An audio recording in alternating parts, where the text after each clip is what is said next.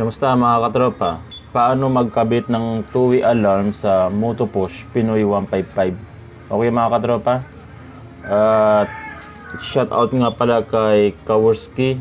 Sir, salamat sa suporta. At kay Rodson Bautista. Sir, katropang Alin, pa-request baka pwede gawa ng video installation ng Blue Water Halo Switch. Sige sir, gagawa natin yan. Salamat sir, shout out sa inyong dalawa. Okay mga katropa, at umpisa na natin ang ating pagwawiring. Sana may matutunan kayo at pwede nyo rin sanang pagkakitaan. Okay? So, simulan natin.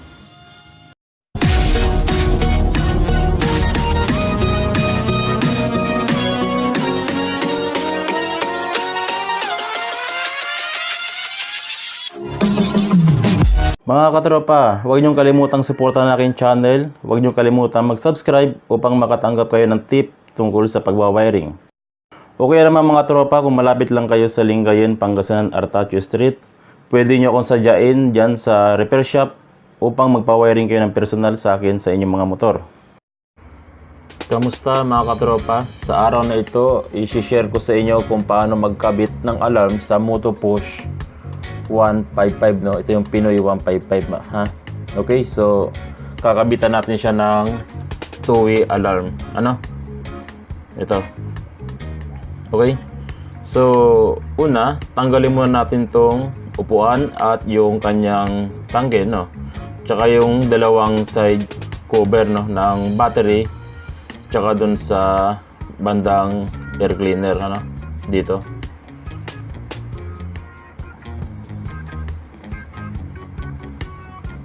Dito. Tatanggalin natin to kasi dyan natin ilalagay yung balas ng alarm, no? Para hindi siya mabasa. Okay, so natanggal na natin yung tangke, upuan, side cover mga katropa, no? So pati dito tanggal na. Ang hahanapin natin yung pinaka gitna ng harness, ano? Yung pinaka main niya para hindi na magulo mag-wiring, hindi na pagapang kung saan. Diyan natin siya ilalagay, ano? I-slice natin to sa bandang harness, no? Lahat ng wire mga katropa, lahat ng wire ng motor andito na sa isang lugar lang dito. Okay, so buksan natin siya ng gamit ng blade, okay? So ito yung kanyang mga wire.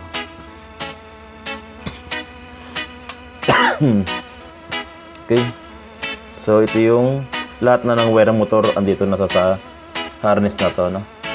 So yung itong alarm i-organize nyo, no, na parang ganito. Okay, sa isang dulo andito na lahat ng kanyang mga wire, dalawang dilaw, isang black, blue, orange, tsaka red. Doon naman sa kabila mag-split tayo ng isang grupo ng wire na andun yung mga kill switch natin, ano? Ito yung gray tsaka pink na wire, ano? Yan, ayan yung kill switch. So unahin muna nating ilagay yung isang grupo ng wire, ano? Pero bago ang lahat, buksan muna natin tong air cleaner. Kasi dito natin ilalagay yung ating balas ng alarm para kung sakaling umulan, kahit car wash, pressure, walang problema, hindi mababasa yung balas. Napaka-importante kasi yung balas, dapat hindi yun mababasa para tumagal yung ating alarm. Okay, so dito natin siya ilalagay. Bago natin i-wiring mga katropa sa harness, ipadaanan natin dito yung ating wire, no? Para hindi na tayo mahirapan magsuksok ng kanyang socket. So isuksok muna natin.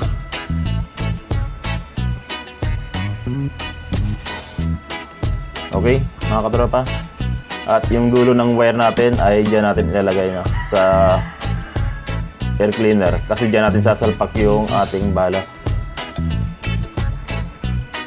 So, importante yun mga katropa. Bago tayo mag-wiring, kailangan ipwesto nyo na yung wire dito. Kasi pag hindi nyo na ipwesto at yung wiring nyo na, mahirap isuksok yung socket ng alarm, no? So, magbabagbag ulit kayo ng wire. So, kailangan nakapwesto na dyan sa bandang air cleaner. Okay? So, pagapang muna natin.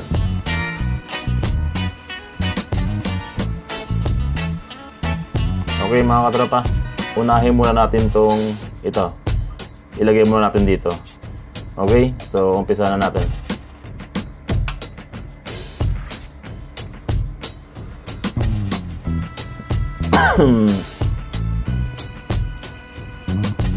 Okay, unahin muna natin tong dalawang dilaw, no, ng wire. Ito yung para sa signal light, left tsaka right, ano.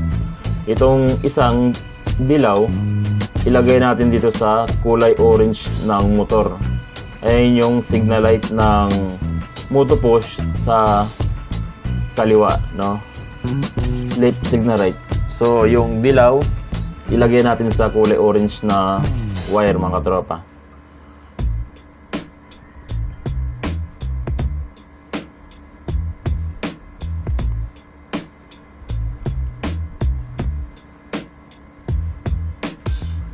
So, i-tape muna natin.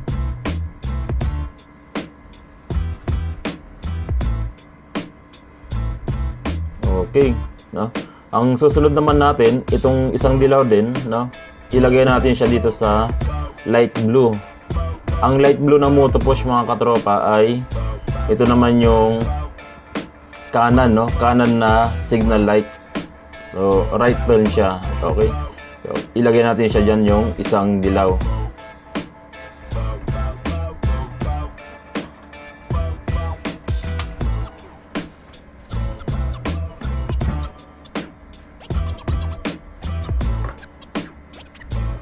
Okay. Okay, tapos na tayo sa dilaw. Ang susunod natin ay itong black ng alarm mga katropa. Ilagay natin yung black ng alarm sa green, no? Yung solid green, ha, walang stripe. Dapat pure green siya, okay? Walang stripe na o walang lining. Ayun yung ground naman ng moto push, no? Yung green ng moto push, ground siya. Tapos yung black ng alarm is ground siya. So diyan mo ilalagay yung black ng alarm sa green wire ng motor.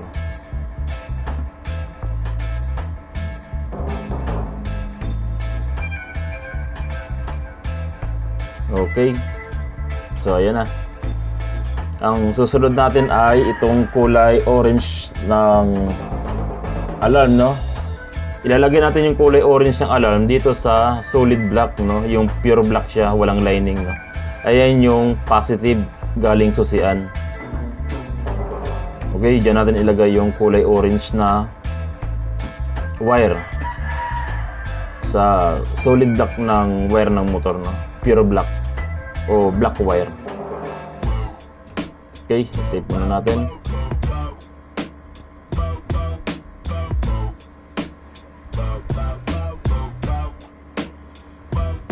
Sunod natin ay itong kulay red, no? Red ng alarm, red wire.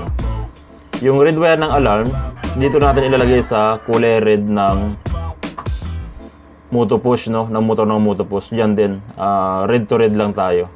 No? Red wire, galing battery yan, at ilagay mo yung red wire ng alarm diyan sa red wire ng motor.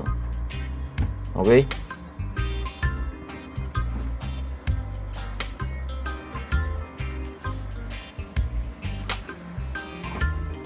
Tape muna natin.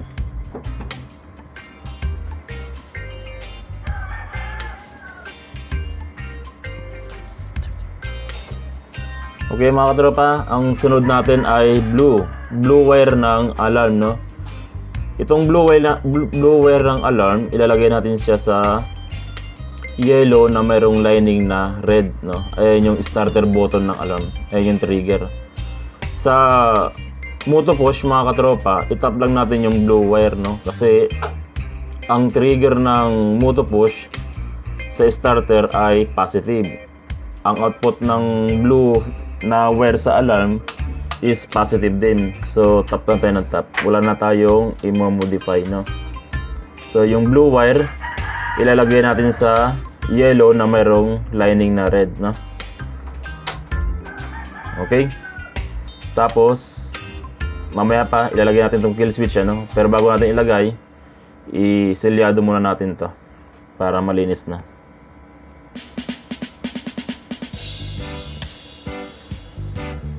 Okay mga katropa, wala nang modify dun sa starter motor ng Moto po siya kasi parehas positive yung output ng mga yan, okay? Tap lang ng tap.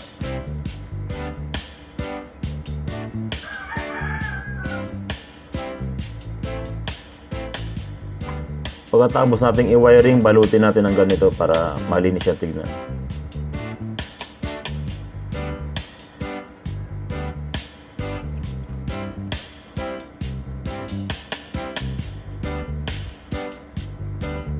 Okay.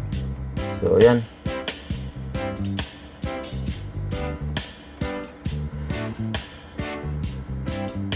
Okay. So, malinis na.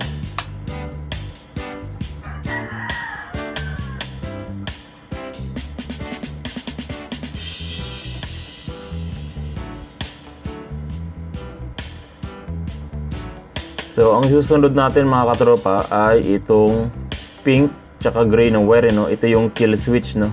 Importante ito mga katropa kasi pag ninakaw yung motor nyo o sinira yung susian, pwede nyo patayin o kaya nakuha yung susi nyo, mahahabol nyo pa yung motor nyo, no? Mapapatay nyo pa yung makina ng motor nyo. So, importante yung pink tsaka gray na wire.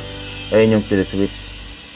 Yung pink tsaka gray na wire mga katropa, dito natin ilalagay sa white na merong lining na black na merong lining na white, no? Dito puputulin nyo yan, yung black na merong lining na white. So putulin natin yan, diyan nyo ilalagay, no? Tig-isa sila dyan, kahit magkabaliktaran okay lang, basta yung dalawang magkaputol na yan, tig-isa sila nung gray tsaka pink na wire ng alarm. Okay, so ilalagay natin siya dyan, kahit saan dyan mga katropa, basta tig-isa sila. Yung iba, nakakalimutan nilang ilagay ito, kaya pag in-start nila yung motor, gumagana lang yung dynamo ng motor pero hindi umaandar yung makina kasi hindi nakalagay itong pink tsaka gray na wire. So ilagay natin muna dito mga katropa.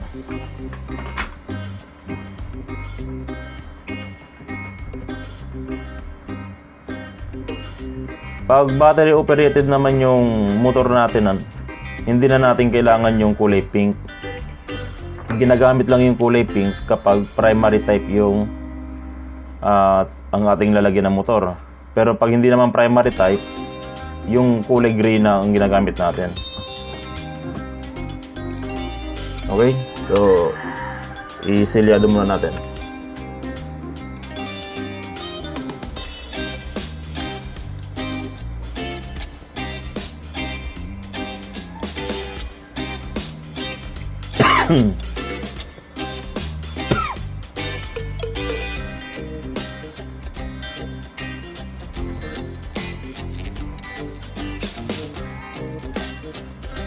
Okay. Okay, so ibabalik na natin yung CDI sa dati niyang pwesto. Okay, mga katropa, ito yung pink tsaka gray wire ng alarm, ano. Tapos ipwesto nyo ng ganyan para malinis. So doon tayo sa kabila. Ilalagay na natin yung kanyang ballast, no, dito sa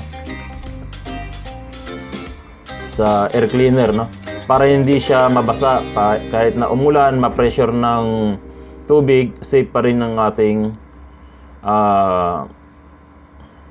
ballast ng alarm. Okay, so diyan natin siya ilalagay, no? Ilalagay natin dito.